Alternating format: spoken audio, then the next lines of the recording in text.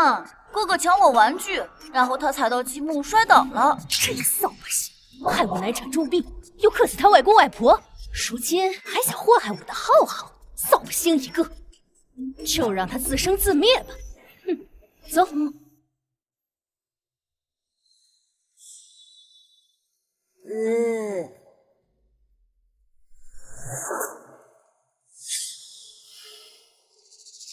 原来如此，你因一个养子变成活死人，又被荣家人丢到这里自生自灭。荣昭，你的仇和恨不记住，既然无戒以身成圣，且看我替逆天改命。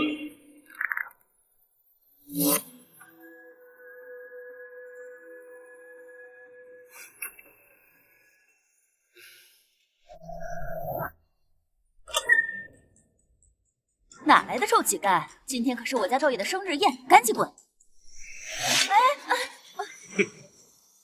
这条疤是大少爷。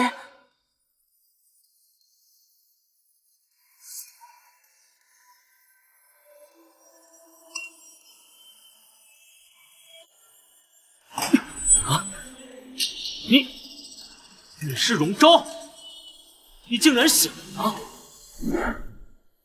爸妈，好弟弟，别来无恙啊！这就是占用了荣昭身，说复活了20年的贾少爷荣浩。听闻大少爷不是送出国疗养了吗？看这是乞丐打扮，怎么像个乡野村夫？荣昭，你看你从小就不修边幅，今天是你弟弟生日，也不知道打扮一番再来。妈，哥都当了这么多年活死人了，你能指望他能聪明到哪儿去？哥，我敬你一杯，庆祝你清醒归来。教养都被吃到狗肚子里了，你弟弟敬你酒，瞎了没看见？妈，哥刚从乡下出来，一个乡下人懂什么礼仪规矩啊？公子，你想玩，本尊就陪你玩玩。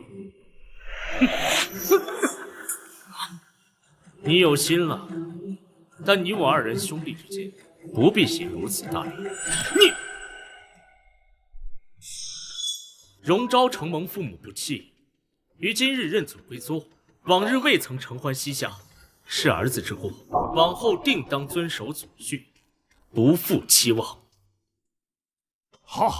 这大少爷行的可是我荣家最标准的棘手礼，怕是老祖宗来了也挑不出错处啊！不愧是我荣家的血脉，荣浩，跟你哥学学，一点都不稳重。哎呀，老公，浩浩跟着书画协会的李会长学画8年，终于小有所成，特意要展示给你看呢。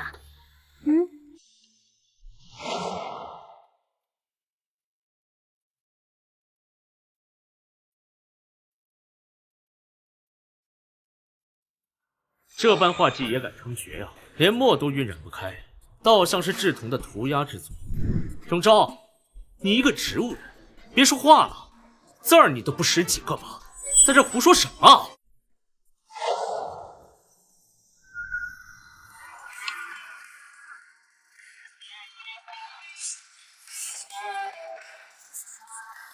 哇塞，画的真好！真不错呀！是啊，太好了，栩栩如生啊！哎呀，真好，画的真棒！这大公子不似文人运笔，倒是像剑客挽花。自从老祖宗佩剑不翼而飞，洪家剑道凋零，转战商界，我便再也没见过这么高等的剑法。秋痕苍茫，气象恢宏，这才是好画。好啊，既然你醒了，那也是时候认祖归宗了。老公，今天趁各位都在，不如将浩浩进公司当总经理的事儿同大伙说了吧？啊？我竟不知道家族的产业还轮得到外人来指手画脚了。父亲非我亲族，其心必异。家族的基业当由真正的血脉来维系。有些事儿确实该有个界限。你懂什么？要不是浩浩出方案解决了荣氏的烂尾楼项目，你爸还不知道要忧心多久呢。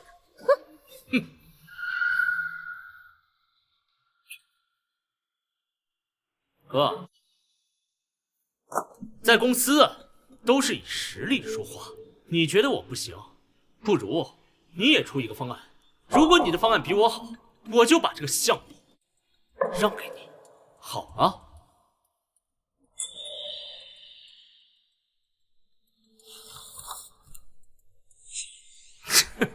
装腔作势，怕是连设计图都看不懂啊！承重墙计算错误，地基鹤子超标，一味节省预算，无故设计，到时候出了事儿，这里的花销还比不上赔偿款的零头。那你有什么想法吗？若是用宋代营造法式的斗拱结构，其成本不仅可以省上30%，它的坚固结构还能更上层。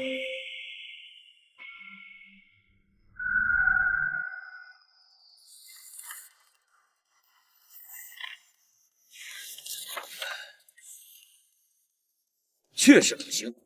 爸记得你从小就爱玩积木，果然啊有天赋。瞎猫碰上死耗子罢了，你个废人，跟我争！还有谁觉得我配不上这个项目？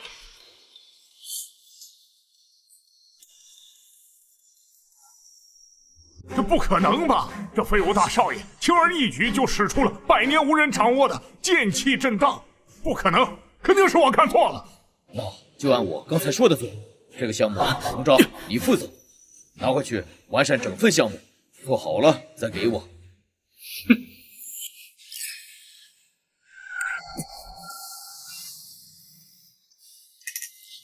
那可是当初公司最看好的项目之一，出于各种原因，当年无法继续推进，不得已你爸才放下。要是能顺利重启，一定会给公司创造巨大的价值。要不是他突然出现，这项目肯定是我的。既然谁的方案好，项目就归谁。只要完美的那份设计出现在你手上，不就行了？谢谢妈，我知道要怎么做了。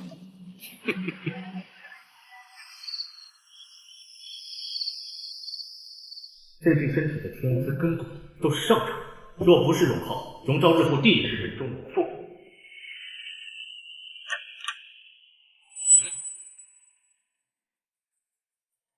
荣昭，这次不会是什么，给我滚回去当你的锁死人吧！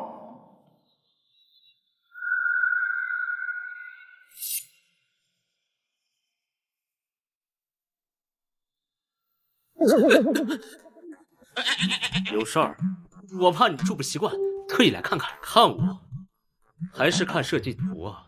哼，公司水太深，你把握不住，乖乖把设计图交出来。等我以后继承了公司，还能留你一口汤喝。人心不足蛇吞象。荣浩，你连自己几斤几两都搞不明白，还想觊觎我的东西，那你是敬酒不吃吃罚酒。当年推我就是这只手，当年推我就是这只手。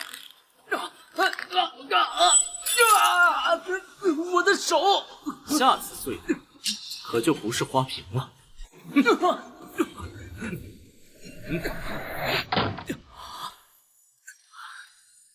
赵，你给我等着！让你彻底铲除，永绝后患。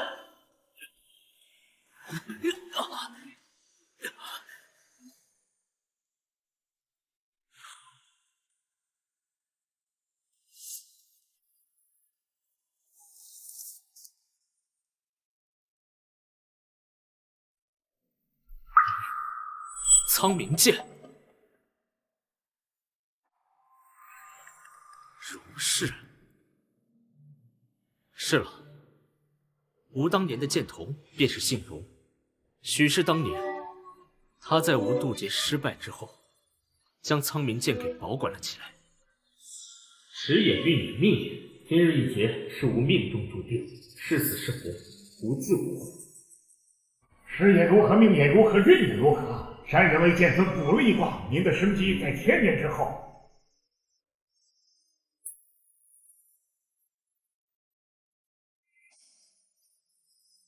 这一机缘，看来是命中注定。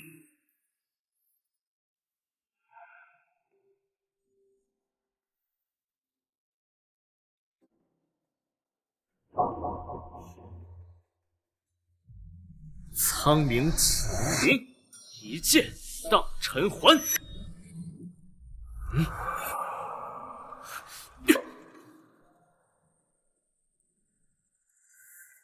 老伙计，原来这些年一直都是你在守护荣州，守护我。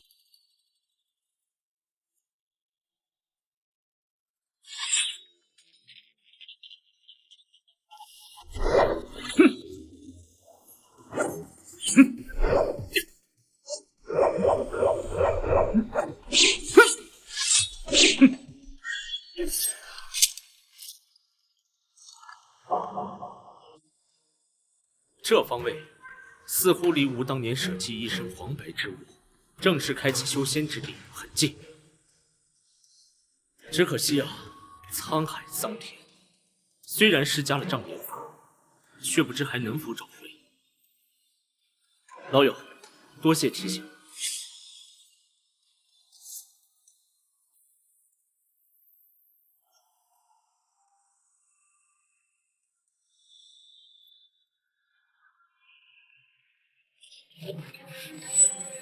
二位有何指教？一个废物还敢到处乱跑，也不怕被野兽吃了？哑巴了？还是说你终于认清现实了？可惜了，就算你现在跪下来求我，我也不会放过你的。这句话也是我想对你说的。死到临头还敢这么嚣张，给我上！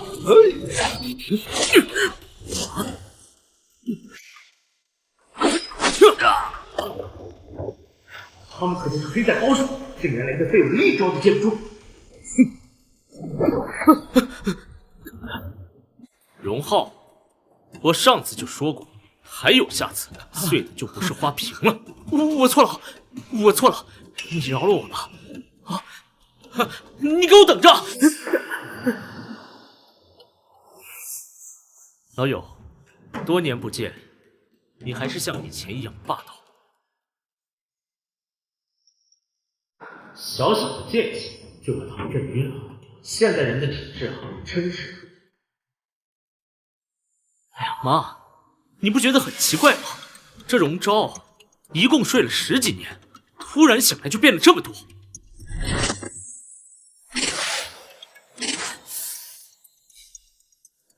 当初荣昭获名成植物人，荣承志为了面子，对外说是送去了国外休养，其实是被送回了废弃的祖屋自生自灭。偏偏他还好端端回来了，这没人照顾，又受了重伤，怎么可能活下来？这个荣昭该不会是别人假扮的吧？哎呀，爸可是说了，过几天就给他准备认祖仪式了。妈，就算他是真的，伤了你，妈也会让他成为假的。真够大牌的，让大伙都在等他。要我说，就那身破烂衣服最适合。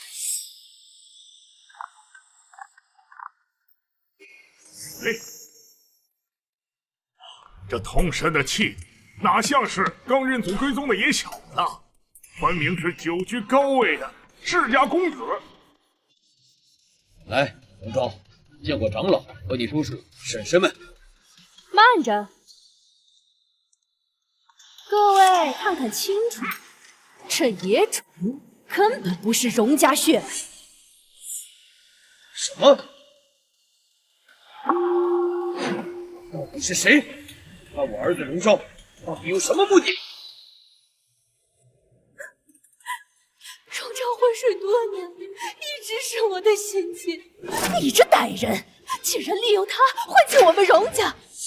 一个植物人刚醒，怎么可能会那么多话？说，你是不是其他家族派来的奸细？祖师爷在上，我荣家世代供奉剑尊千剑皇，敢冒我荣家血脉，是对千剑皇不敬。来人，把他抓起来，好好教训一番。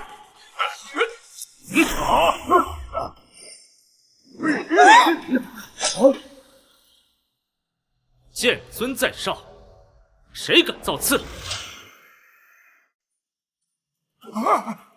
这是苍冥剑，剑如见剑尊啊，还不跪！哎呀，还要再验一次血，看看我到底是不是剑尊后人吗？能获得苍冥剑的传承，他不是荣昭，还能是谁？慧兰、荣浩，还不快向荣昭道歉！不可能！苍冥剑丢失这么久，怎么可能这么巧出现在他手上？一定是偷的，要么这剑就是假的。混账！苍冥剑是上古神剑，如水如影，来去自由无踪，谁敢偷，谁能仿啊？长老不必生气，荣浩不是荣家血脉，不熟悉苍冥剑，倒也情有可原。谁在这装神弄鬼？我自己亲生的儿子，我还不清楚？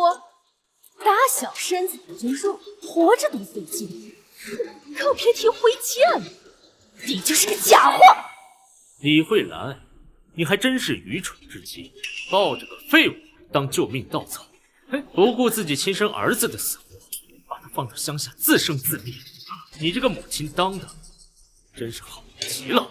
什么？当年李慧兰是把大少爷扔去了乡下？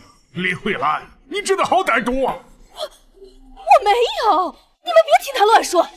荣昭，今天非要打得你跪下来喊我爸！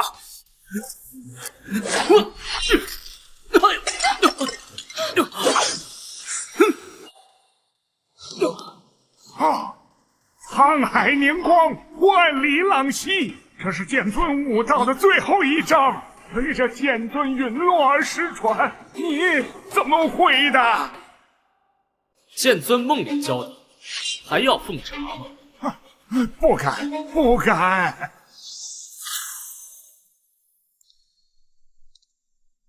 最近的钱行在哪儿？钱行是银行吧？中央公园旁边就有一家诚兴银行。诚兴倒是和我一位故友同名。好啊，承志，你生了一个好儿子。有荣昭带领，我荣家成为5大家族，指日可待呀！一群古板的蠢货，这个时代已经证明，只有权钱才是王道。至于什么剑尊传人，只要我活着，人世也只能在我的掌控之下。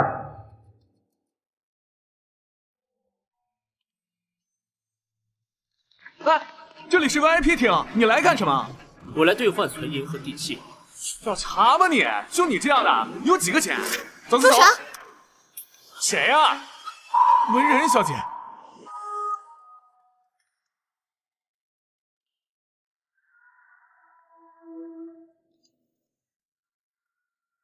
进了银行就是我们的顾客，客户就要认真对待。你倒好，还想上手。这位先生，对不起，我这就为您办理业务。多谢姑娘。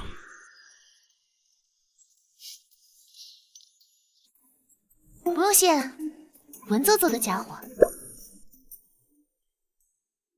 文绉绉。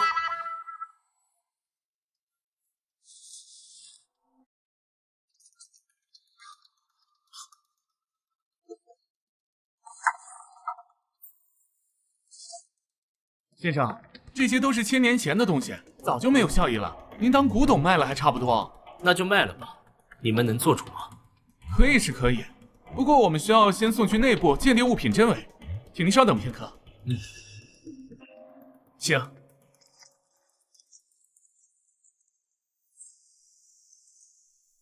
经理，他就是那个企图盗卖秦家家印的小偷。那个消失了1000年的秦家家印，听说秦家从帝都5大家族之首沦为末尾，就是因为家印丢失，一直被诟病得位不正。不好意思，程兴今天临时闭门，请下次再来。请吧。经理，赶快叫执法队来抓住他！住口！得对少主无礼！阿文呐，秦家的生意涉及各行各业，程兴只是最微不足道的那一个。然而，只有秦家嫡系继承人才能得到程兴，因为秦家世代最重要的使命就是等待那一个人的归来。敢问，千剑皇陈希寿是您的什么人？是我师祖。参见少主。参见少主。秦程兴是你先祖？是，先祖以自己名号开创程兴，就是期盼有朝一日能等到尊上。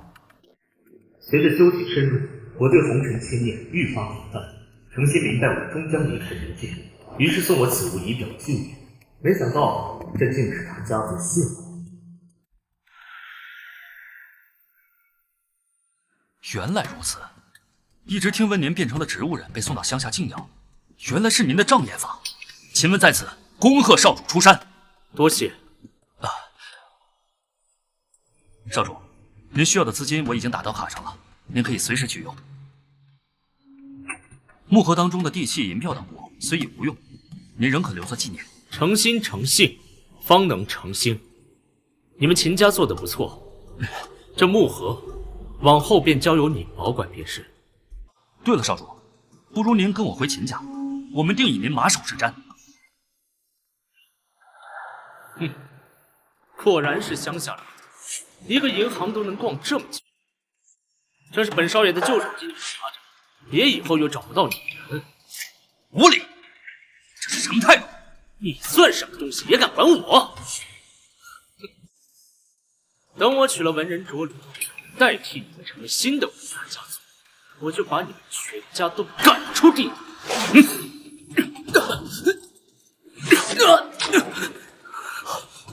舒昭，你竟然帮着外人，你个吃里扒外的东西！何方邪物在此作祟？没有灵力波动，难不成是机关术？一个灾星，还不快滚回家！妈，痛死我了！我的乖乖，来，妈喂你。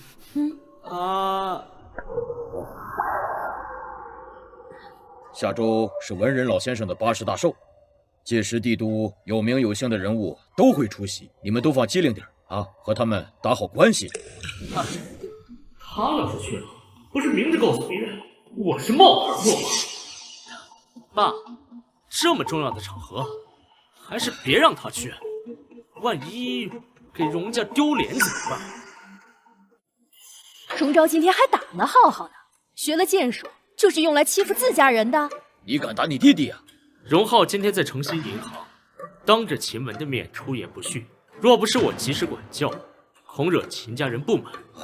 一只手臂换全族安宁，这买卖说的好听，你明明就是故意。够了，荣昭说的有理，秦家视为不假，但仍是5大家族之一，我们惹不起。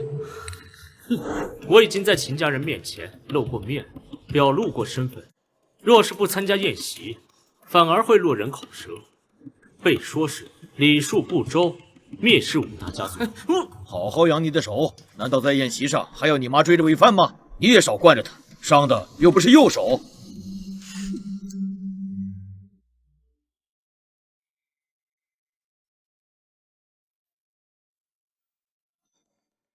今天到场的宾客都非富即贵，你给我安分点待在角落，在这儿你丢的可是我全家的脸。那就是荣家那个刚接回来的植物人大圣。可惜了，一点儿也不入流。对了，听说这次宴会除了是为老爷子贺寿，更是为了给文人小姐挑选合适的夫婿。那个小魔女，谁敢娶谁是这个。老先生和文人小姐来了。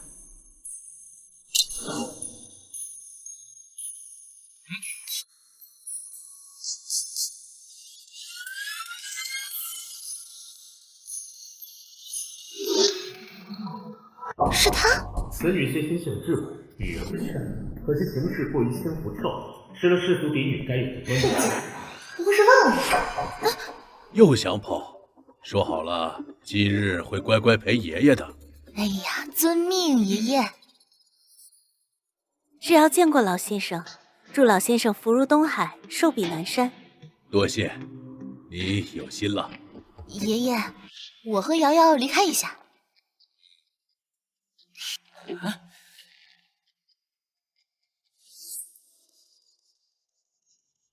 刚刚卓林为什么朝你抛媚眼？我们站在同一个地方，你怎么知道他是在向我抛媚眼？对自己那么没自信吗？也是，卓林怎么能看得起你这个乡下？不过我还是要提醒，别打卓林的主意。无聊，我怎么可能看得上他？哼，还轮得着你这个乡下人的嘴挑上？真是不知天高地厚。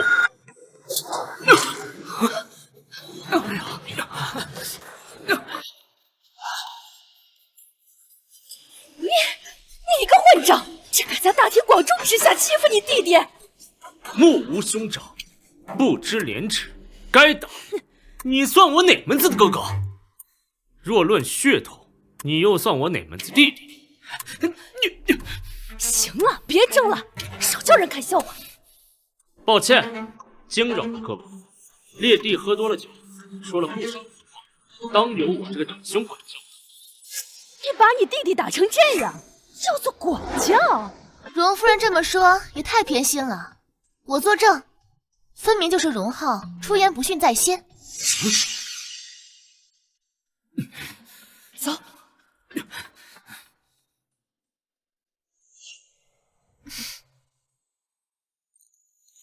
尊上，若你实在没有喜欢的人，可否让素素做您的道侣？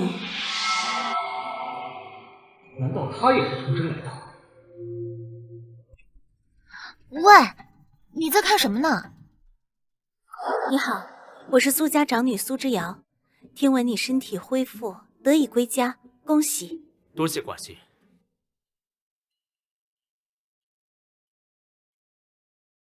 举止言谈优柔大，这才是一家长女该有的姿态，不像某个人。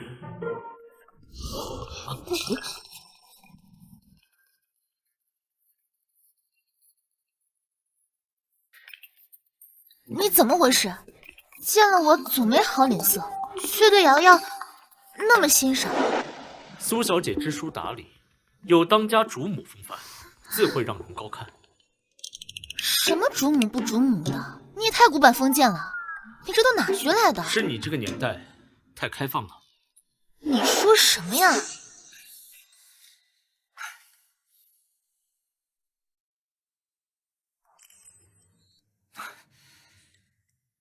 文人小姐，男女有别，注意体统。我哪不注意体统了？分明是你这个私眼老古董自己想歪了。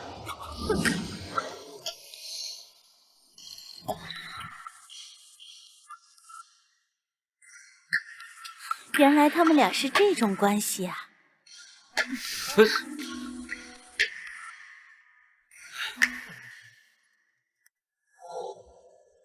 老先生万福。好孩子，方才的事我听说了。抱歉，惊扰了您。小辈怕荣浩继续撒酒疯，坏了您的寿辰，不得已在众人面前制止他，算是让他长个教训。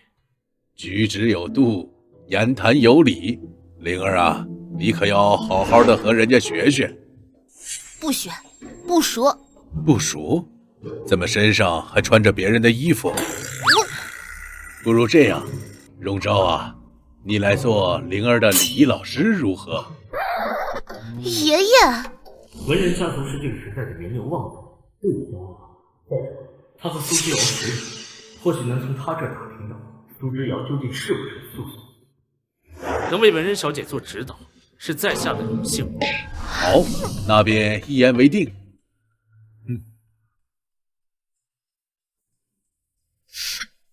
还你！先生，老爷在后院练剑，请随我来。我心无窍，清心如水，清心即水。我心无坠。生活不易，老人慢意。哎呦，要不是为了灵儿，我才不给自己找罪受呢。哎，荣昭，何方宵小，竟敢暗中偷袭我们功夫！误会了，陈大师，那是我的客人呢。什么？日的器械至少包含了我8成功力，他这么轻松就顶住了。啊哈，抱歉了，小兄弟，是我冲动了。但是你也不该偷看我演武啊！这是你的性格，何来偷看偷学艺术？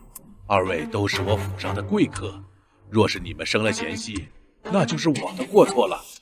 来来来，都坐。老先生，他说的对，是在下不该，所以下次你不必让他再当。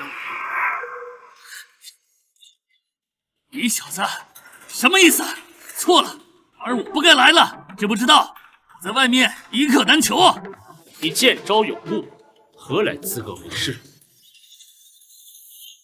你好大的口气！我们剑派乃上古剑皇陈希授的藏海云天剑法，我又乃门派嫡传，哪里有错？沧海桑田，日月轮转，万事万物皆在流转，见招传歪，有何问题？不倒不知自己什么时候变嫡传了。歪理！你要是有本事，与我过2招试试。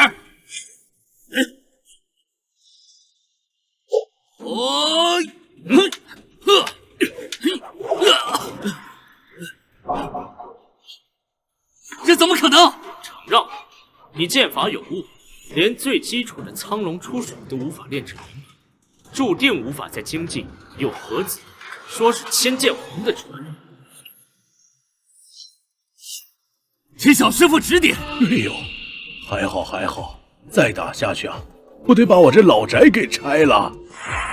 奇门穴。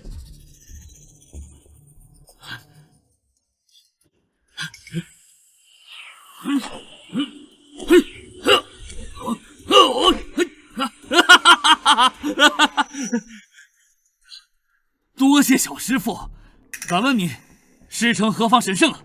千剑皇陈希授。这怎么可能啊？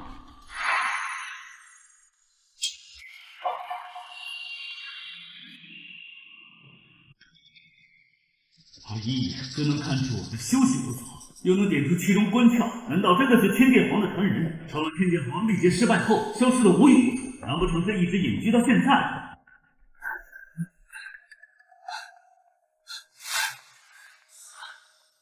老先生，今日后我不能再教你习剑了，我剑法不精，仍需努力。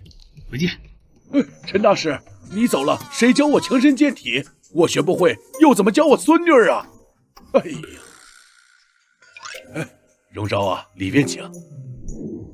荣昭啊，不如……哼，我拒绝。哎呀，爷爷，我不锻炼，这么热的天，流汗多难受。再说了，我身体好着呢，是吧？是，好着呢，是挺好的。不行，这次啊，无论如何不能被你带过去了。荣昭啊，除了礼仪，麻烦你监督他锻炼。爷爷，你武术基础薄弱，又只是为了锻炼，从太极入门即可。你来真的呀？哎呀，我们发出点声音糊弄下爷爷不就好了？君子一言，驷马难追。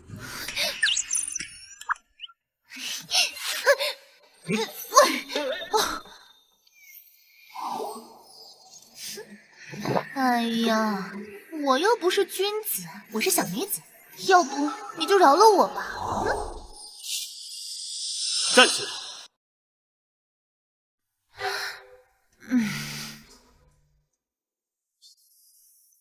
中间一个大西瓜，从中砍一刀，一半分给你，一半给他，给他他不要，这半他不收。哎，这口诀你哪儿学来的？你诓我吧？我要是说野马分鬃，白鹤亮翅，白虎抱山，你能听懂吗？算你狠。马步蹲好，手摆正，这边。哎呀，你别靠我这么近，痒。为何这样心事不宁？文人小姐，男女授受不亲，我不适合教育，还是让老爷子另请高明。老古董，这就受不了啦！文人小姐，请你自重。怎么，我讲就不自重？你教不了我，那让我教教你。我看你好像对西方礼仪不是很熟悉。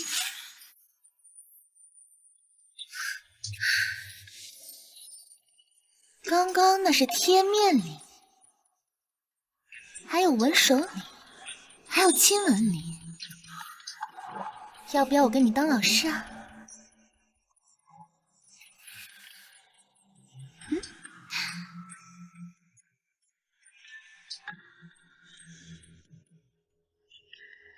不如你就留下。你们继续，继续。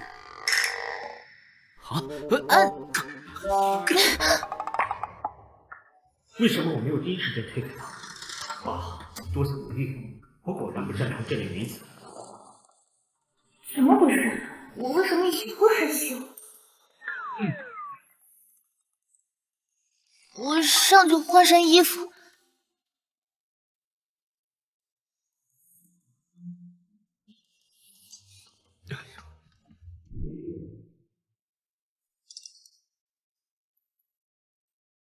荣昭这孩子稳重有担当，如果和灵儿一对儿，就更好了。荣昭啊，你的司机什么时候来接你啊？我没有司机。那你怎么回去啊？我走路回去。文山老宅距离市区将近15公里，这人是在说有效果吗？你是我文人家的客人，怎么能走路呢？你呀，一会儿啊，你送荣昭回去。我啊，走吧。不用，我自己可以回去。你要怎么回去啊？真走路回去啊？正好增进体能，一举双得。我说你这什么剑法啊，礼仪啊，为人处事啊，都说得头头是道，怎么还总被家里人欺负呢？欺负？荣家人还没有我不在意那些。想独善其身呢，没有错，但该争的还是得争啊。你都不知道外面的人盯着呢，即使爷爷表现的多喜欢你，但是他们仍然会觉得你是不受家族重用的弃子。哎，走吧，今天本小姐送你回门，保证他们不敢看轻你。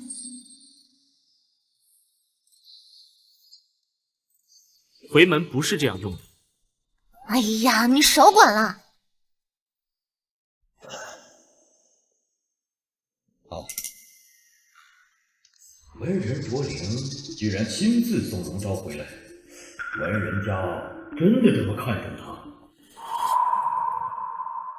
修仙讲究修心，修心之法讲求排除机巧之心，忘却荣华富贵，不以物喜，不以己悲。没想到在这现实，反而成好拿捏的意思。来，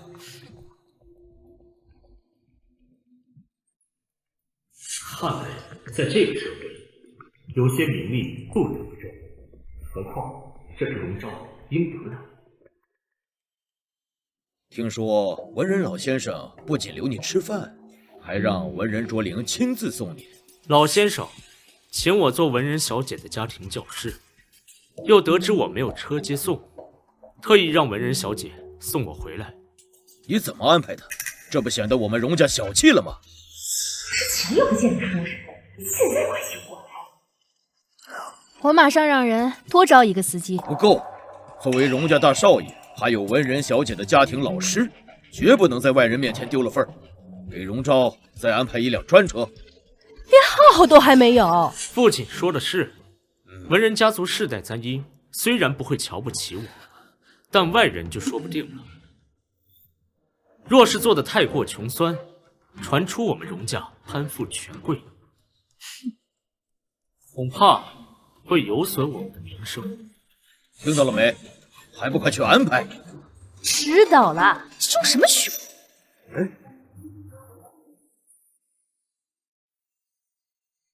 据奇门飞报，荣家落魄后，白手起家自杀。说的好听是心境平柔，说的难听一点暴发户。难怪您同事这么在乎面子，又总演成四不像。荣昭，我会用这个时代的方式拿下整个都市，还你祖先。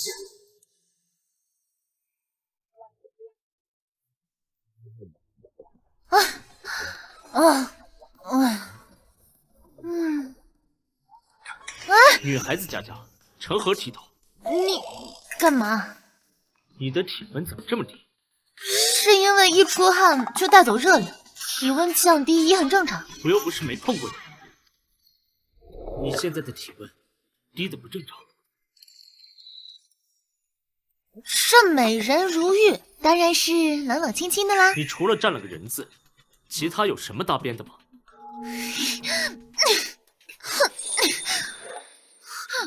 哎，没事，就是有点低血糖了。或许真是不幸好，现代人的体质不同于古人，不能完全按照我的习惯去理解他们。对了，九曜最近几个项目需要招标，看在你是我老师的份上，或许你求求我，我可以给你们荣家走后门。这荣家年年招标，年年陪跑，看在你出手的份上，帮助荣家中标，他们说不定不会小看你的。不必费心，按规行事即可。九曜有项目要竞标，这次我们荣家不能再失败了。荣昭，你代表我们荣氏去竞标。爸，那些长老本来就看重他，要是你再把这么重要的工作都交给他了，到时候外人岂不是只知道荣昭，不知道您了？荣浩，你全权负责竞标。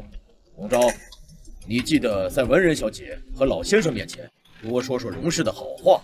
此事不是由我负责，我不便干预其中。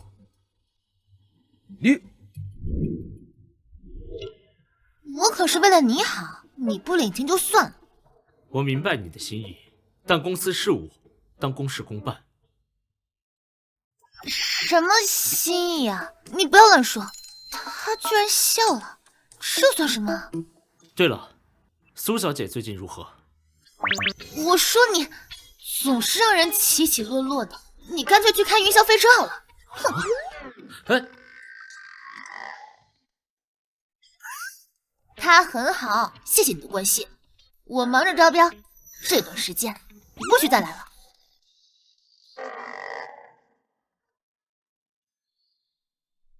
九曜的这个项目往年都是固定和丽宁合作的，今年开放招标，秦氏不一定没有优势。丽宁产品质量越来越差，工期越拖越久，九曜那边肯定是忍到了底线。有少主带领我们，秦氏一定能拿下这个项目。具体策略，等我看完资料再商议。好的，少主。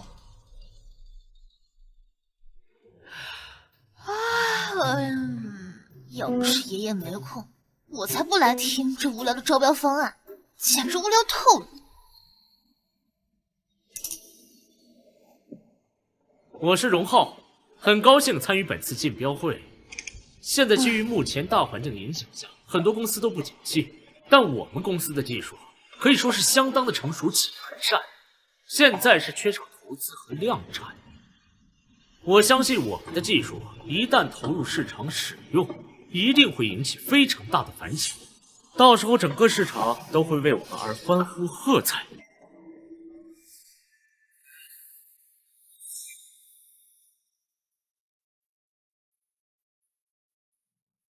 周玲，一会儿一起去吃饭吧。说完了就赶紧滚，公司不谈私事。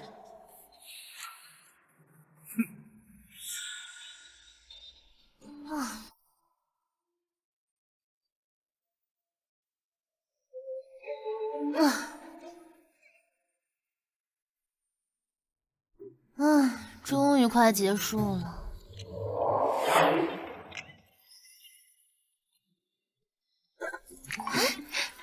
我是秦氏此次竞标的负责人，荣昭。下面我将针对秦氏的优势展开阐述。首先，我们秦氏是国内顶尖的投资集团，拥有着国内数一数二的资源。秦氏的竞标方案到此结束。文人小姐，你还有什么需要了解的吗？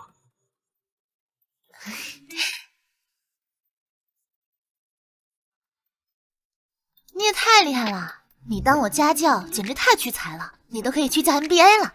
你要是想学，我可以教你。老爷子年事已高，你作为一家长女，更应该扛起责任，不要再吊儿郎当了。算了，我是女人，他们不会听我的。由来巾帼甘心受，将军何必是丈夫？你有我和秦氏助你一臂之力，你又何必妄自菲薄？既然你无心上进，那就当我刚才自作多情。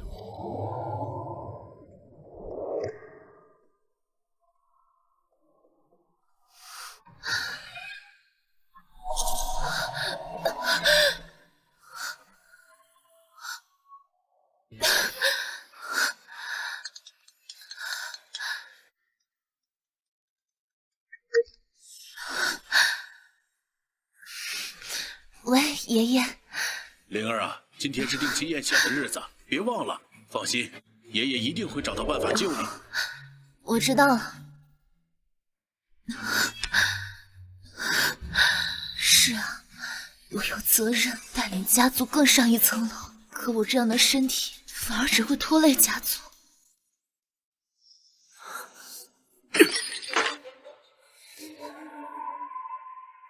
浩浩，这是怎么了？竟然是秦氏中标，他们凭什么？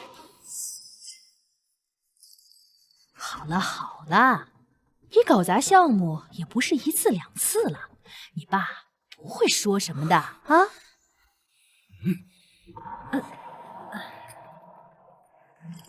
妈的意思是啊，文人家反正也是日薄西山了，再过几年，没准啊，这5大家族之首就不是他们了，一个小合作，丢了就丢了。听说这文人老爷子花了大手笔，满世界找什么传说中的灵药。都什么年代了，还信这种童话故事？舍不得死也不是这么个活法吧？这瘦死的骆驼比马大，何况文人家还没没落呢。同龄人里，只有你、晴雯和荣昭还没结婚。晴雯已经有了未婚妻，你要是能得到文人卓林，这荣家呀，可就发达了。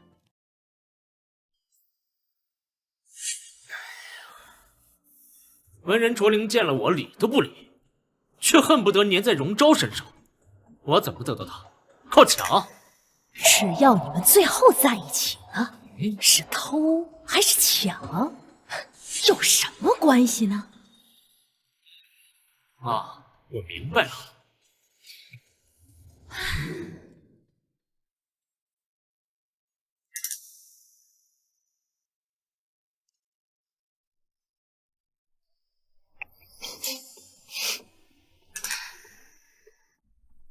然发消息约我在酒店见面，打电话人又不接，神秘兮兮的。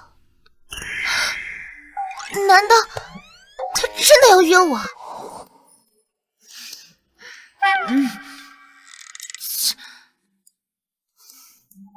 想什么呢？像他这种老古板，估计是想叫我酒店礼仪。不过搞得还挺认真的，还专门找了个实景。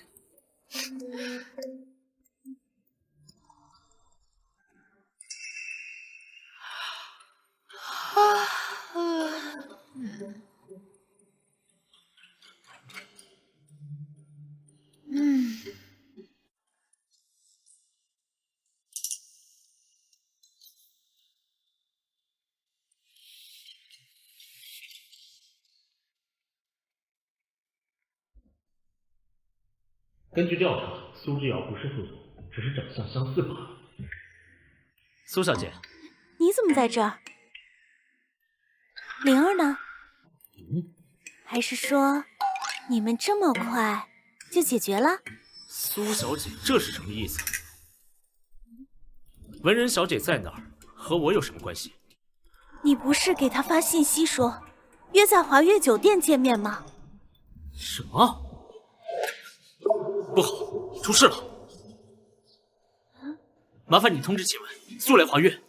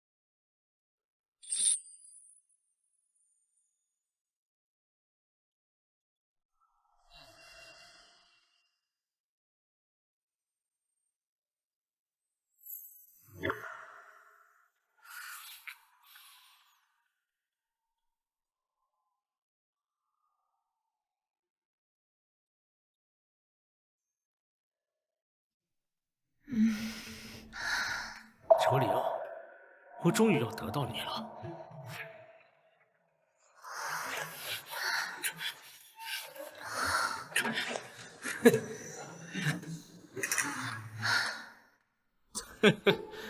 老古董。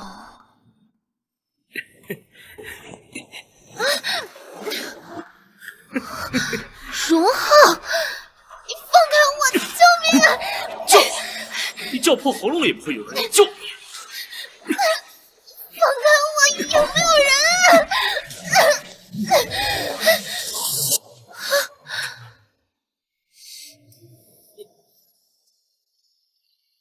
你别怕，没事了。你怎么才来？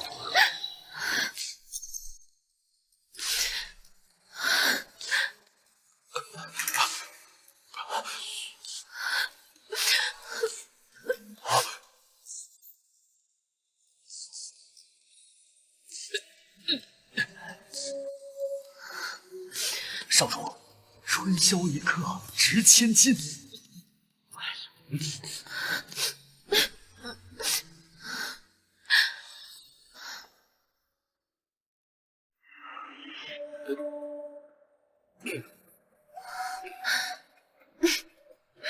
怎么？你现在怎么不说男女授受不亲了？你这还笑得出来？那我继续哭。哎，别，你还是笑起来好看。我怎么说出那么轻浮的话？不是，我的意思是，你什么时候都好看。不对，我的意思是……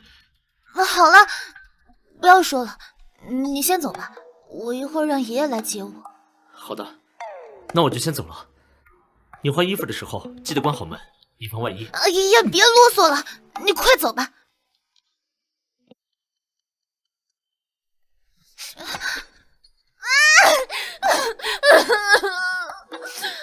明明是我要他走的，怎么自己就那么生气啊？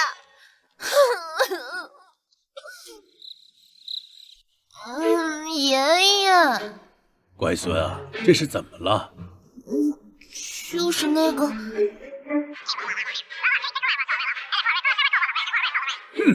荣浩这个畜生，简直是不把我文人家放在眼里。吩咐下去，就要永不和荣氏合作，和荣氏往来密切的企业，通通拉入黑名单。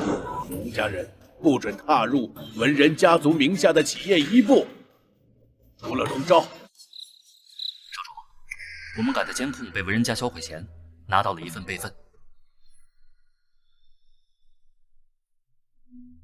少主，不如我们买通记者，把这段记录写成新闻稿，这样一来，一定能使荣氏股票大跌。不行，里面拍到了文人卓灵，我们可以做打码处理，重点放大荣浩的打码可以完全保护他吗？这种绯色新闻中被关注的大多是女人，打码也不能100%保证文人小姐不会受到影响。行事当光明磊落，若需遮掩，则其事必非正道。既非正道，何必为之？少主英明，是我考虑不周了。那荣浩那边需要我们出手吗？不必，交给文人老先生即可。事关文人卓灵清白，我们不便干涉过多。明白。三立拍卖行最近有一场周年拍卖，这是他们的藏品名册。您感兴趣的话，秦家会为您提供邀请函。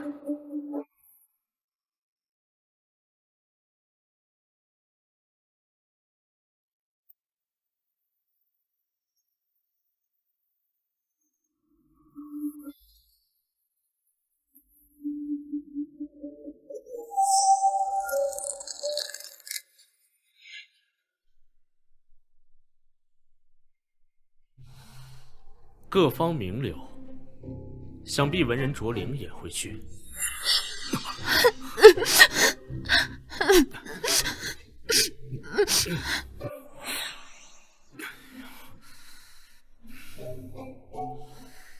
罢了，想必他现在也不愿意见到我。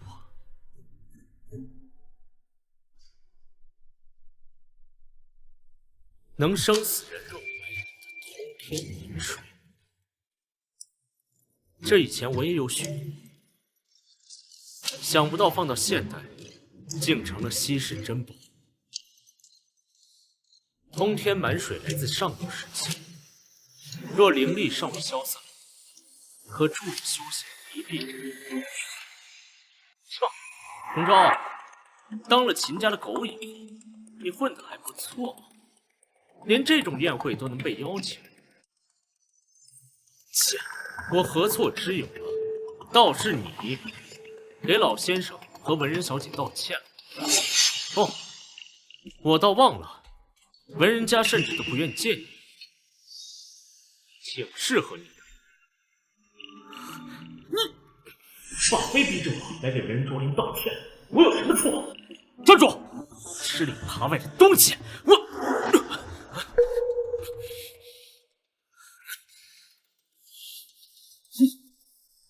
三立真是越来越掉档次了，什么不入流的乡下人也能来这儿？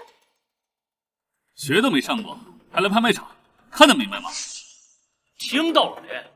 你这掉档次的东西，赶紧给我滚！别在这脏了贵人们的脸。身带劣质假货出来招摇过市，这就是你们所说的上当吗？荣昭。你是来当小丑逗人笑的吗？会个屁的贱婆！你这发簪是青玉所制，算你有眼光。可惜了，你这只是最下等的青玉。什么？高级青玉，玉质温润沉静，若做发簪，走动时可见隐隐有光；而此簪翠色单调适合，毫无天然之气。你竟敢送我假货，分手！胡说什么呢？不长眼的丑暴发户，装什么呢？吵什么呢？拍卖就要开始了，扰乱了会场秩序的，一律赶出去。苏家现在可是5大家族第2，咱们惹不起，快走快走快走！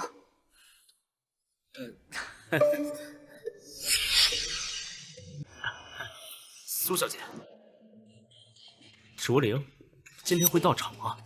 哎呀，之前真的是个误会，我是喝多了才……你还有脸出现在这儿？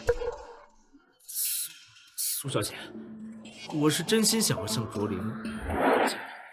老先生的怒火可是还没熄呢，要是让他知道你也在这儿，我可不敢说会发生什么。还不快滚！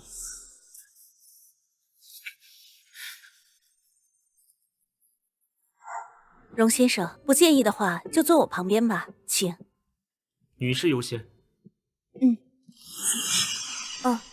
之前灵儿的事，多亏了你及时赶到。这件事只会勾起文人小姐不好的回忆，往后不必再提。我只是做了我应该做的。没想到你还真心细。灵儿直率粗心，你们二人正好互补呢。苏小姐，你说什么？什么都没说啊。好了，拍卖会要开始了。今日的第一件拍品是风月玉壶春，乃是1000年前唐门门主之女唐素素亲手烧制，赠与千剑皇陈希寿之物，500万，800万。荣先生若喜欢，不如便由之遥做主，拍下赠你，算作回报。你看我做什么呢？抱歉，是在下唐突了。我出1000万。哎，苏小姐，此物是赝品。啊？不可能吧？三立的鉴定团名气很大，有数位专家坐镇，怎么会有赝品流出呢？此物确实赝品无疑。你确定吗？为什么？就凭吴氏陈希寿，吴的东西怎么可能轻易被凡人得到？真壶釉质油润，瓶身自内而外散发淡淡霞光。风月玉壶春的风月，便是由此而来。而此物，釉彩劣质，反光刺目不说，瓶口还有许多锈斑。千剑皇不会允许自己的东西被糟蹋成这样。荣先生，你懂得可真多，这么快就看穿了其中关窍。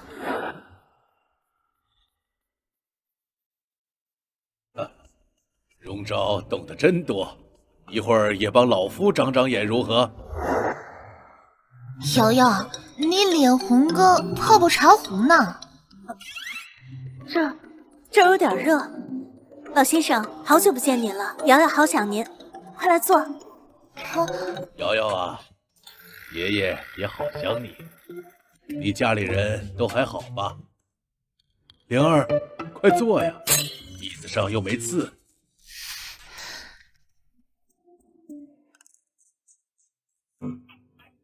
下面是我们三立拍卖行的压轴珍藏，1000年灵药通天满水。终于让我等到了！通天满水价值巨大，且此3滴是当年千剑皇亲手萃取，意义非凡。简直就是通天满水这种创新，何来无萃取？现在这些拍卖行，什么东西都千方百计，和陈希寿扯到一起，简直就是投机取巧。哎，你说这陈希寿像不像泡面碗？泡面碗？对啊，为了吸引人，超市的促销活动不是通常都送泡面碗吗？在这里啊，陈希寿的名号和泡面碗有什么区别？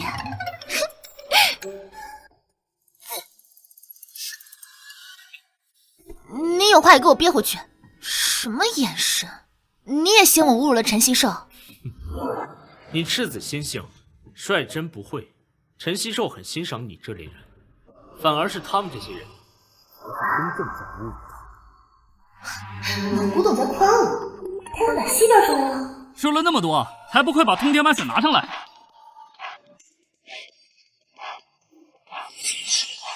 通天满水珍贵无比。出于对拍品的保护，我们拍卖行特意设置了一道难题：通天满水就在其中一个盒子之中，只有拍下后才能打开。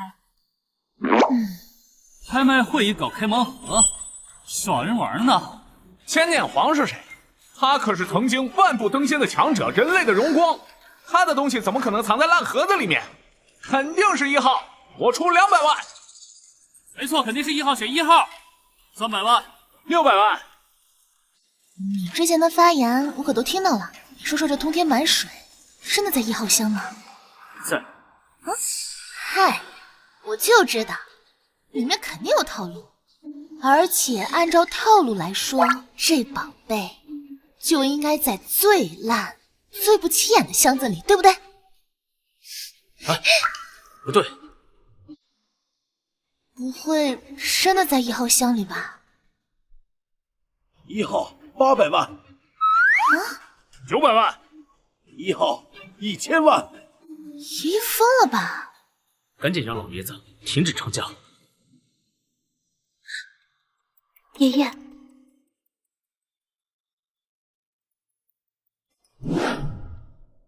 你的意思是？拍卖行所说的通天满水的确在2号箱中，但那水是赝品。通天满水取自走天道玄河，即使过去1000年，也不至于半点灵气都感应不到。看来这又是拍卖行哗众取巧的手段之一。唉，爷爷，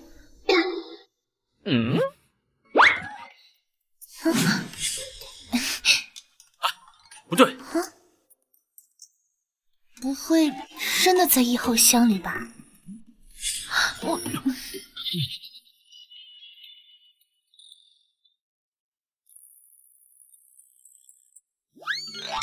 爷爷，我们回家吧。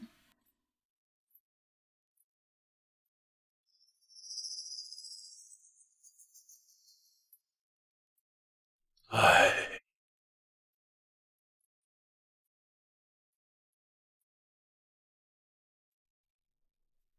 灵儿，都是爷爷无能，找不到真正的通天满水。爷爷，你再说这种话我就生气了。好了，我先扶您上楼休息吧。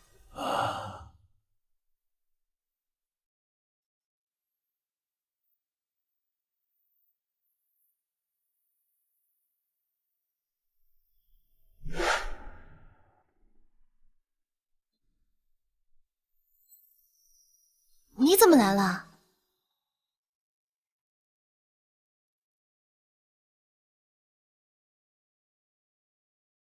上次宴会你帮我作证，我欠你一个人情。既然老爷子想得到通天满水，日后若有消息，我会帮你们得到。行了，就凭你啊，别说大话了。什么人情不人情的，我又不是为了回报帮你，你无需担心。至于通天满水这种东西太过于玄幻了，我才不信呢。初次见面，我只觉得他行事放纵，过于不拘小节，没有大家闺秀的样子。但或许这正是这个时代的特点，这是一个很好的时代，不论出身、性质，人人平等，都有出人头地的机会。同理，他也有自己的成长之路，不必要做所谓的大家闺秀。或许正是因为他的性格，只有和他相处时，我才能真正发现。你干嘛呀？怎么一声不吭的呀？你干嘛呀？怎么一声不吭的呀？对了，你以后就不要叫我文人小姐了，就叫我灵儿吧。灵儿，这不好吧？这有什么不好的？瑶瑶跟爷爷都是这么叫我的。你不是最看重什么礼仪吗？既然你是我的家庭老师，那这也不算逾矩了。你不许拒绝啊！灵儿，不过我说你怎么一跟我待在一块儿，你就发呆啊？你在想什么啊？你怎么才来？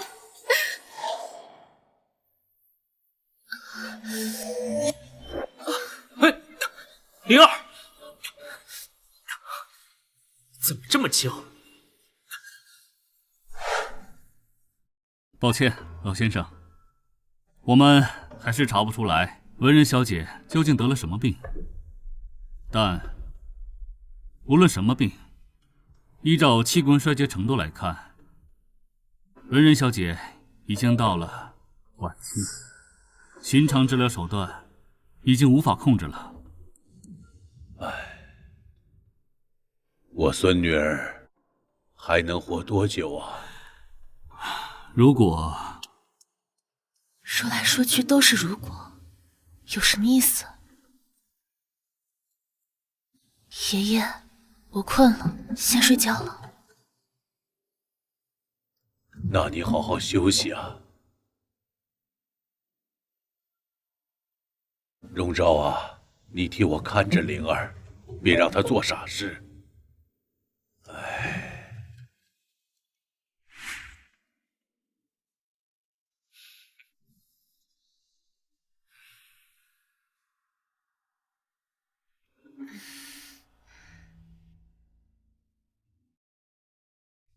安静下来的他，看着竟是这样的瘦容，为什么以前完全察觉不到呢？好病，比以前更严重了。要是以前不需要碰到人，无一眼就能观出病灶所在。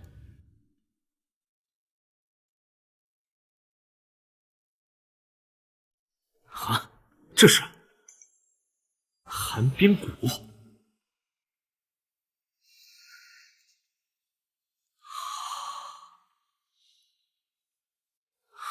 奇怪，我这是在做什么？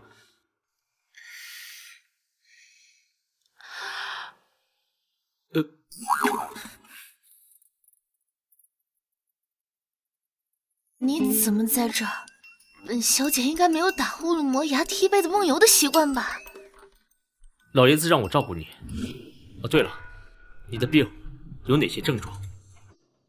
我想想，体温降低，怕冷，嗜睡，脾脏衰竭，手脚无力。果然是寒冰谷，病到后期，哪怕是3伏天，都仿佛置身于极寒之中，而血液为了取暖，加快流速，加重身体和心脏的负担，病人也将在宛如冰刃凌迟的巨大痛苦死去。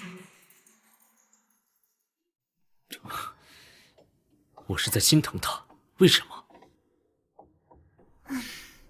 你呀，为什么总是看见我就愣愣的？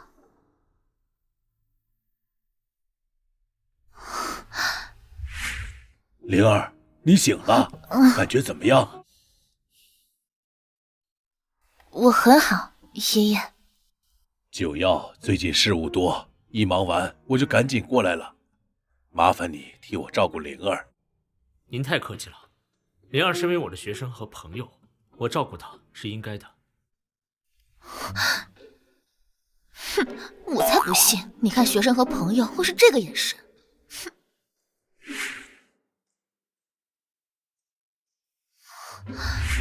既然国内的医院治不了，爷爷带你出国，找外国医生看看怎么样？老爷子，灵儿的病，我想我知道原因。你说真的？来，我们外边说。爷爷，我也有权利知道。灵儿说的对，这是她的命数，她有权知道。对，差点忘了，你是天剑皇陈希寿的传人，学识渊博，无所不能。天剑皇传人？完了，之前还当他面吐槽，陈希寿是碰面碗，他不会生气吧？求你救救灵儿。爷爷，您太客气了，您放心，我一定会救治她。好。可是灵儿得的是什么病？灵儿的病是寒冰谷造成的。寒冰谷？寒冰谷？我听说过，1000年前还有人妄图用此谷暗害千剑皇，而后全族被千剑皇诛杀，此谷因此失传。灵儿怎么会染上呢？想必是有漏网之鱼。将蛊毒强行留了下来。蛊虫母体喜热，也许当年他们往南疆逃亡，前世无的一时不忍，竟然报应在了1000年后，实在是不该。南疆，上一代被逐出帝都的5大家族之首，正是来自南疆。他们肯定是因为被我文人家族取缔，怀恨在心，选择对灵儿下手。通天满水，好的，我这就命令人去查。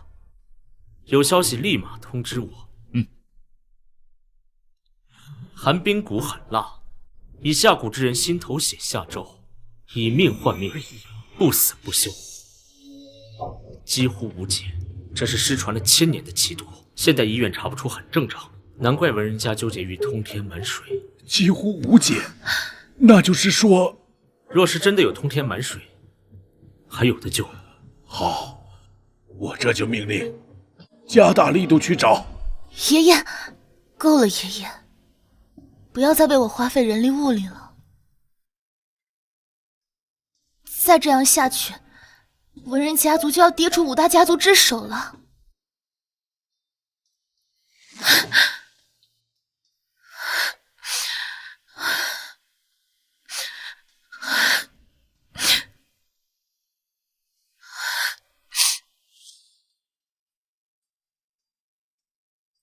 少主，荣家竟然一直让您住客房，这也太过分了。您还是搬去我们秦家。不必，只是一个住处罢了。这离中心医院也近。哦，原来如此，我明白了。肯定又想歪了。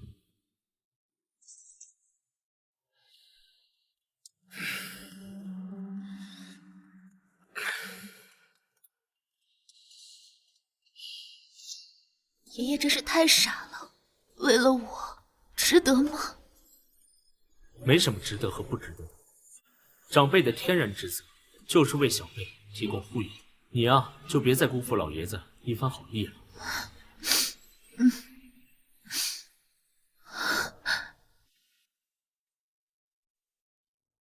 睡吧，别的事情有我，别担心。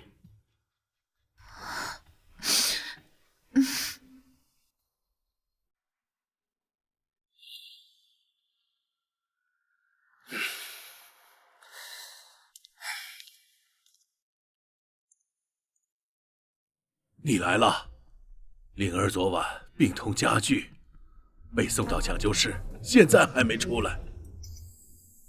可恶啊！一人做事一人当，有本事冲我来呀！为什么要害我孙女啊？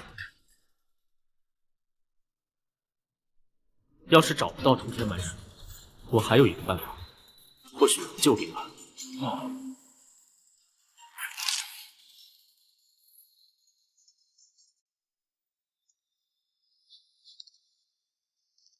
木盒，好的，少主，我马上送去给你。哎，来，坐。荣氏啊，最近不太平，我和你妈商量过了，让你去向苏小姐提亲。你要我和苏之遥提亲？文人家族一日不如一日，而苏家势头正猛。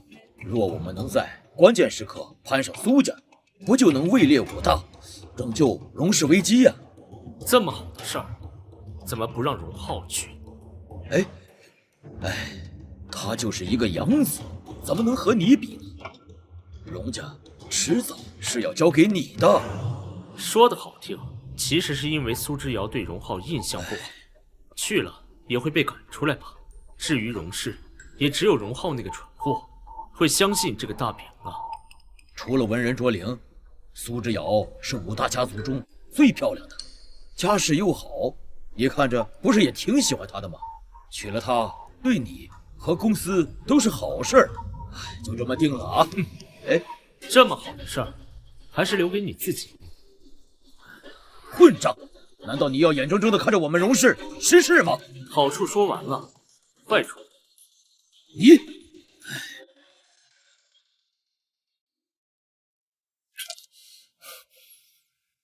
少主，您的木盒。少主，您是遇到什么麻烦了吗？属下从没见过您这种表情啊。我什么表情？犹豫、纠结、摇摆、寂寞。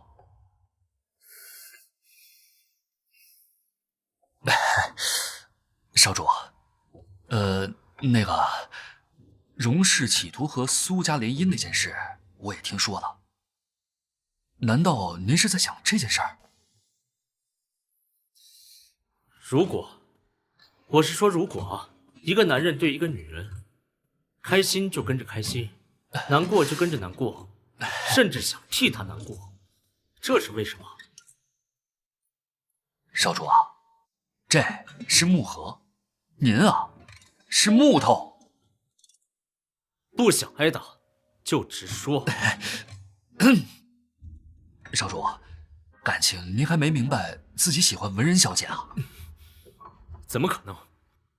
那般娇柔造作的女子，不是我的类型。我理想的伴侣应该是苏之遥或者素素那样大方温柔的女子。您不需要联姻，既能获得美人归，又能取得合作，这样一箭双雕的好事儿，您为什么犹豫了？还不是因为您有真正喜欢的人吗？歪理。您对苏小姐有好感，是因为她符合您一直制定的标准，配得上您。文人小姐虽然不符合其中任何一条，但她能牵动您的心神。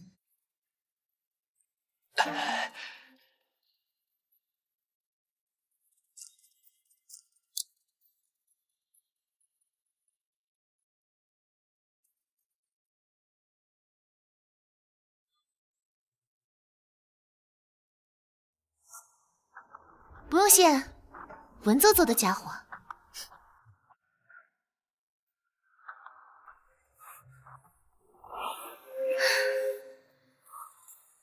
刚刚那是贴面礼，还有吻手礼，还有亲吻礼。要不要我跟你当老师啊？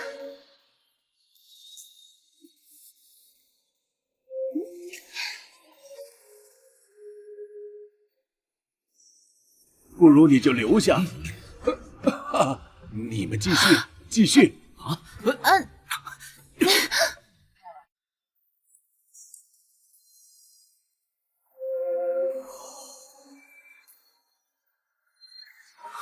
奇怪，我这是在做什么？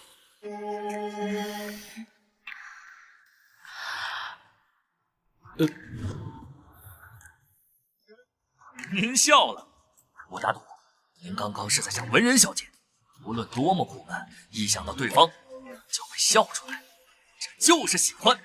滚！得令。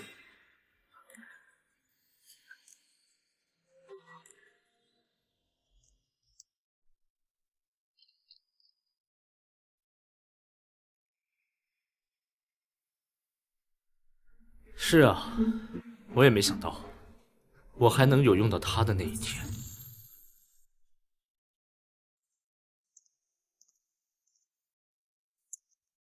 你怎么又来了？我这个样子，可做不了太极和礼仪。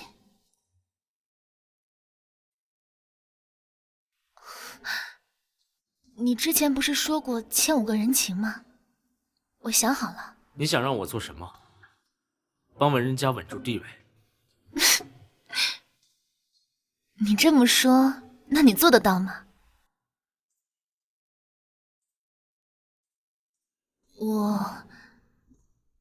我想和你拍一组婚纱照。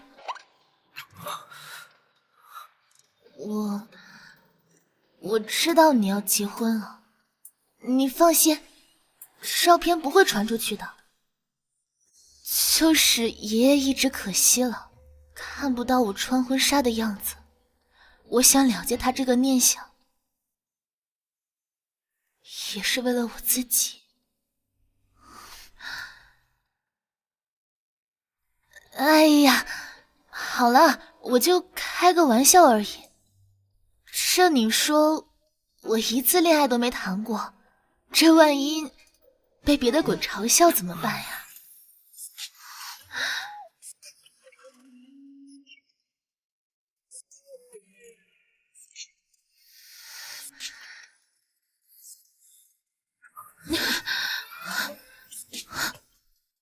亲我干什么？最近想学习西方的礼仪，想请你教教我。你喜欢我为什么不早说呀？我都要死了。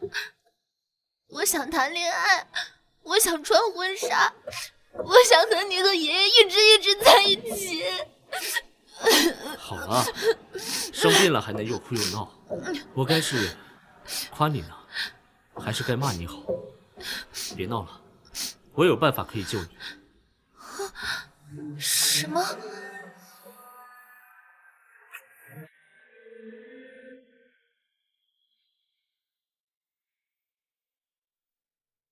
这是另一种蛊，需要用相爱之人的血做引，吃了它，你我二人便能同生共死。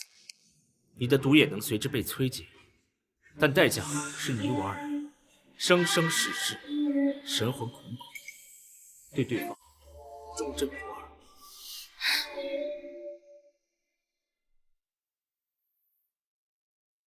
文人卓灵，逆天尚有生机，逆无绝无例外。若是你吃了此药后敢背叛我，哪怕代价是同生共死，我一定也会亲手杀了你。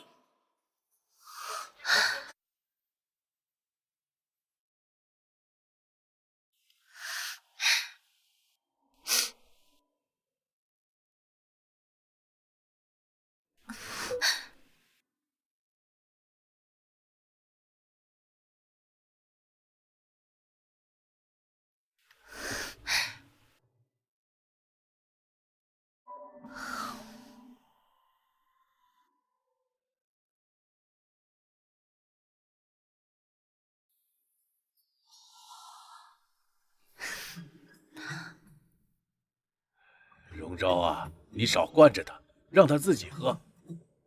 爷爷，你这是有了孙婿忘了孙女，我还没出院，还是病人。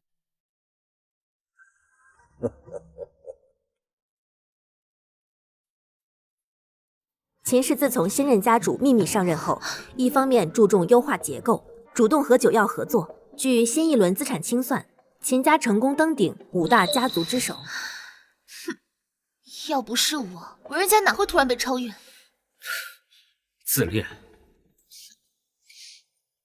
生意场就是这样，你方唱罢我登场，局势哪可能一直不变？和你有什么关系？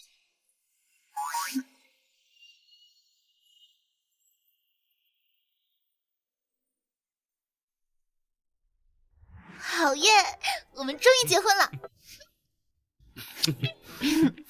不过这打印下来之后，挂在哪儿呢？虽然答应了你闪婚，但结婚该有的仪式一样不能少。戒指我已经让设计师画好了。哎呀，不听，老古董念经，我都不在乎这些。我要趁着还活着，环游世界，旅行结婚。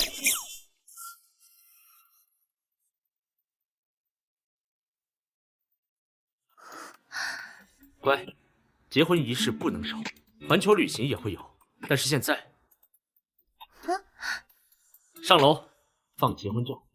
Yes sir。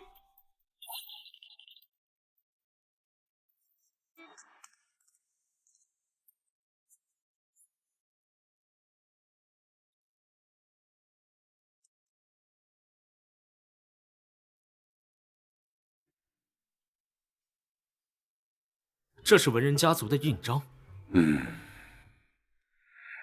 灵儿啊，父母早亡，孩子在我身边养大，虽然偶尔有点任性，但是个好孩子。以后啊，就交给你照顾了。灵儿是我的妻子，不管有没有这枚印章，我都会爱她，护她一辈子。收下吧，荣昭。当年老头子我向天剑皇发誓，只要有人能救灵儿，就让他担任文人族的族长。既然如此，那我便将这枚印章转交给灵儿，以此作为信物，证明我秦家和文人家永结友好。秦家？难道你就是秦家那个新任的家主？哎呀，那个秦老头让他领先了一步。好在我们家也不错，有千剑皇传人做孙婿。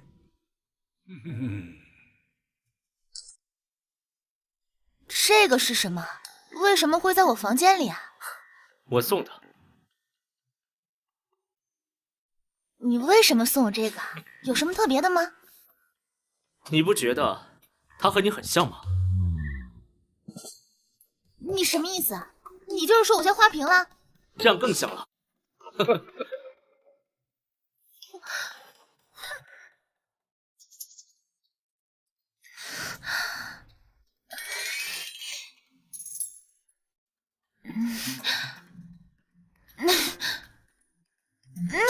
荣章，我才出院不到半个月，你就虐待病人，家暴你老婆，我要告你！休息10分钟。还来呀？我不是和你说过吗？我是修仙之人，你吃了那个药以后，就注定要和我共享命数。这是另一种蛊，需要用相爱之人的血做引，吃了它，你我二人便能同生共死。你的毒也能随之被摧尽，但代价是你我二人生生世世神魂捆绑。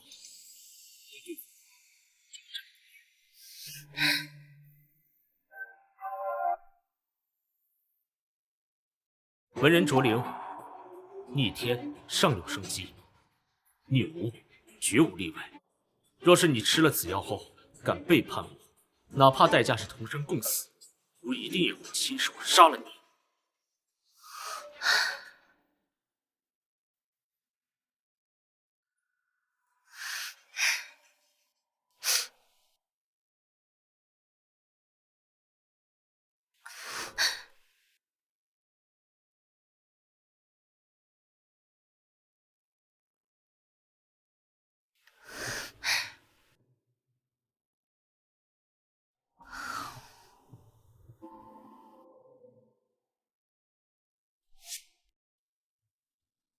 你这身体素质实在是太差了，我的灵力对你来说反而成了负担，就像是一个破壶，不管往里边装再多的水，它总归是兜不住。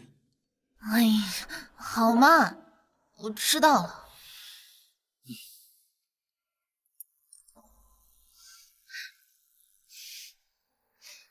我可告诉你啊，我以前可从来都不运动，我可为了你付出了这么多，你一会儿可得补偿我。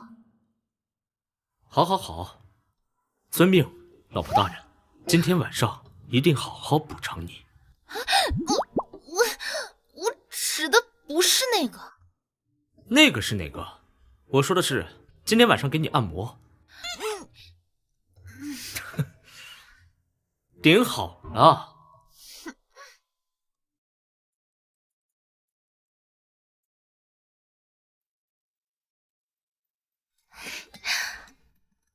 家主，没事儿，你去忙吧，我等秦雯。好的。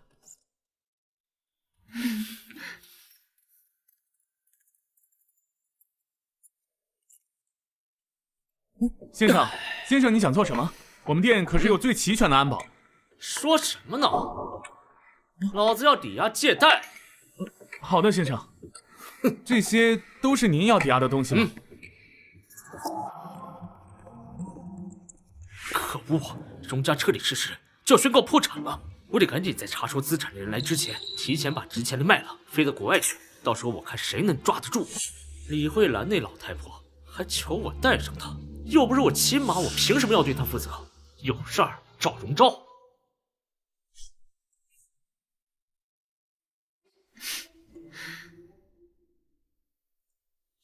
荣昭，你怎么在这儿？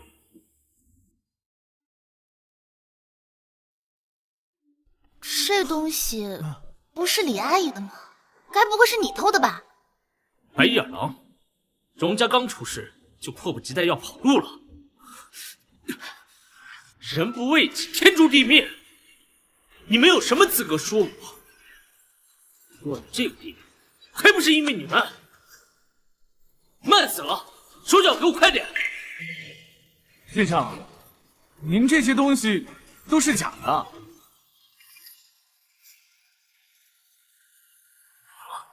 怎么可能？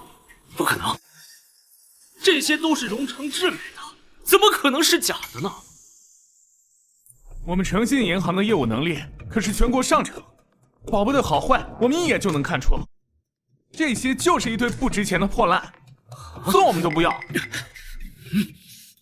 对荣成志来说，妻儿都是棋子，谁给他利益他就对谁好，没用了就一脚踢开。那些表面上的好和疼爱，也肯定会有破裂的一天。不可能是假的，意思是被你碰过了，东西就成了假的呗。文人卓林，别以为你是女人我就不敢打你。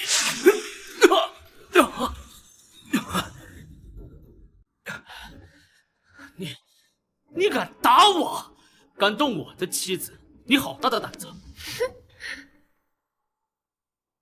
您定制的戒指到了，那是堪称神级的亚历山大便石，这么大一颗，全球有价无市啊！喜欢吗？荣昭，你哪来的钱买钻戒？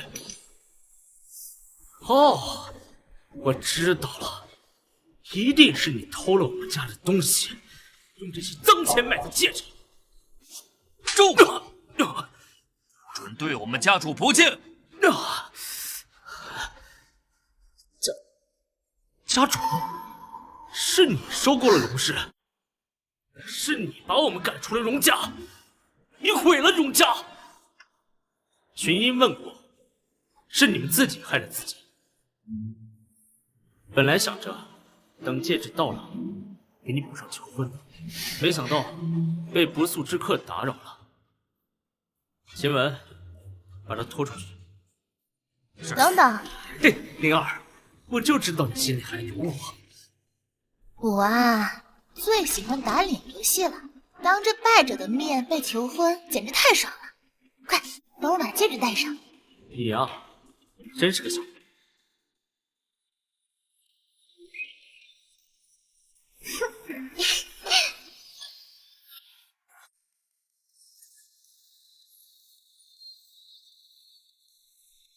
滚！我以后再踏入帝都一步，你是何方神圣？又是荣家大少爷，又是晨曦兽传人，还是秦家家主？你这已经不是扮猪吃老虎了，是吃大象。不管我是谁，你都是我的妻子。